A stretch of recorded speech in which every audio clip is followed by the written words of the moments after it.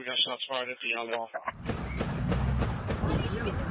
This morning, authorities investigating that Texas mall shooting which left 8 people dead as possible domestic terrorism, finding the suspect's social media rife with neo-Nazi and white supremacist posts.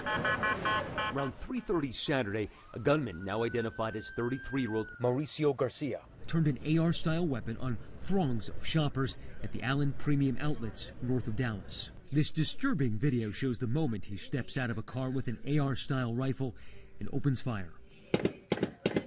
Dozens of rounds of gunfire, hundreds of shoppers run for cover.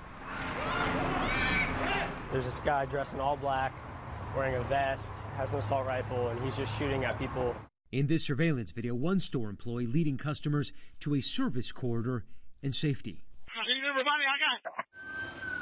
Shortly after, an unnamed hero cop heard on police radio, first calling for backup, then taking the suspect alone.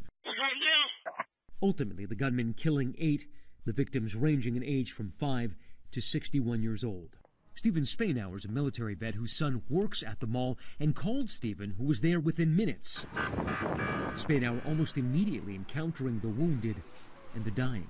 You arrived on the scene and you immediately saw 3 deceased people who had been shot dead and this little boy. There was more than 3. I was on the operator, I was counting bodies, and I told her I've got 7 bodies. I need 7 ambulances. And she's like, what? I don't know if we have that many. I said, however many you can get. Joshua Barnwell, who had Stop the Bleed training and military experience, also ran to the wounded. I approached the woman who was conscious. She said, please work on my daughter. This woman had massive trauma, 5 to 6 gunshot wounds. I went to her daughter. I immediately started chest compressions. I knew she was gone. And now, a community in mourning, honoring the lives lost. Among the victims, Ashawaria Tatikanda, reports our affiliate WFAA. She was an engineer. And 20-year-old Christian LaCour. His sister Brianna telling ABC News he'll always be remembered for being a really sweet kid. Eyewitnesses describing a scene that was so grisly that one of them told me that when first responders arrived, they began hyperventilating and getting sick. Now, this is the second mass shooting here in Texas this week, and you can see that growing memorial behind me. On one of those crosses, there are stuffed animals tied. That is for the 5-year-old who was killed here.